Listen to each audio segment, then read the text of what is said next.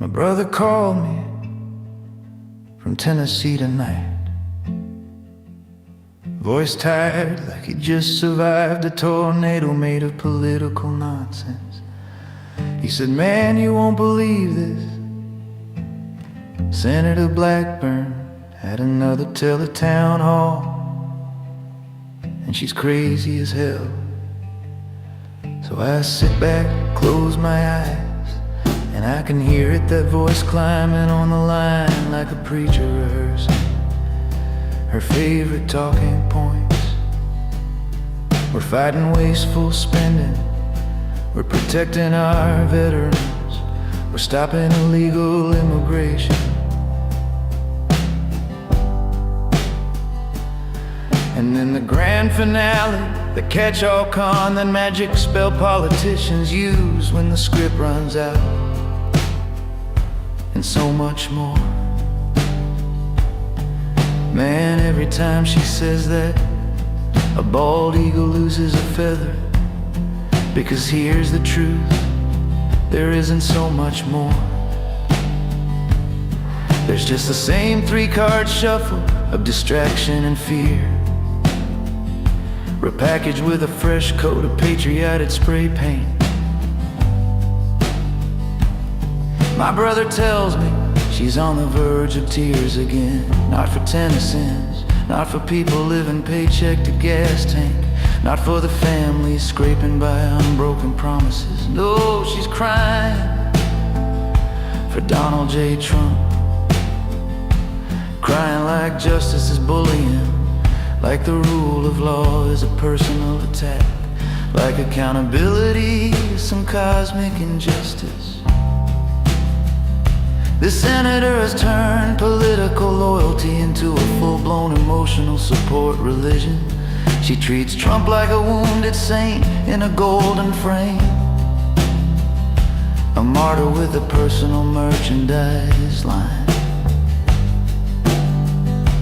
Every indictment, persecution, every criticism, an insult to the republic. Every fact she doesn't like, a threat to her faith. And while she's preaching this gospel, real Tennesseans are out here drowning in medical debt, crushed by rent, driving roads so cracked they look like abandoned battlefields. But she doesn't cry for them, no trembling lip, no quivering voice, no sacred outrage. Her tears are reserved for the billionaire who treats the country like a theme park.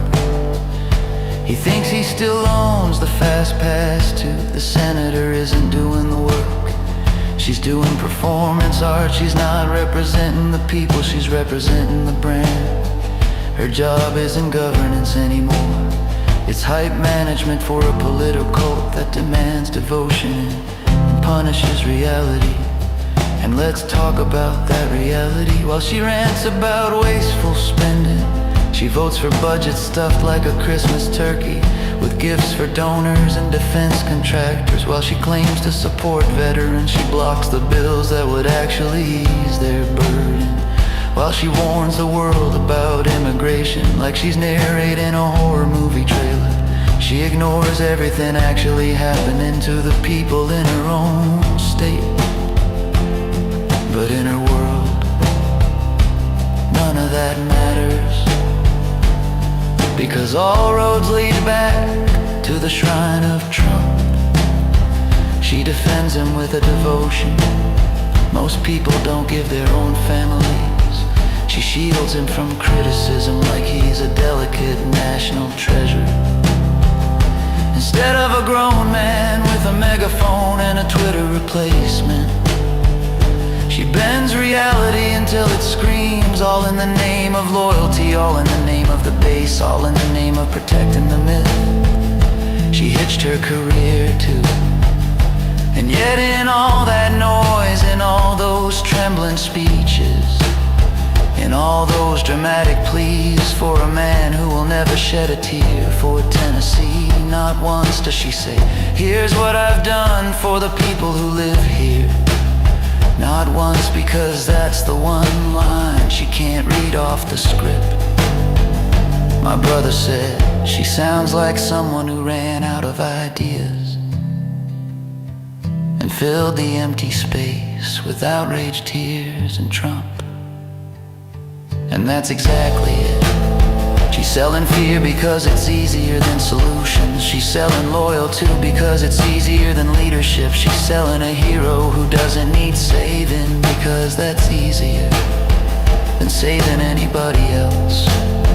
Tennessee deserves better than a politician who treats accountability like a crime, truth like an inconvenience, and one man's ego like the beating heart of republic. It deserves someone who shows up without a script, without theatrics, without the nightly tantrum, on behalf of a former president who wouldn't recognize a working class struggle if it punched him in the tax returns.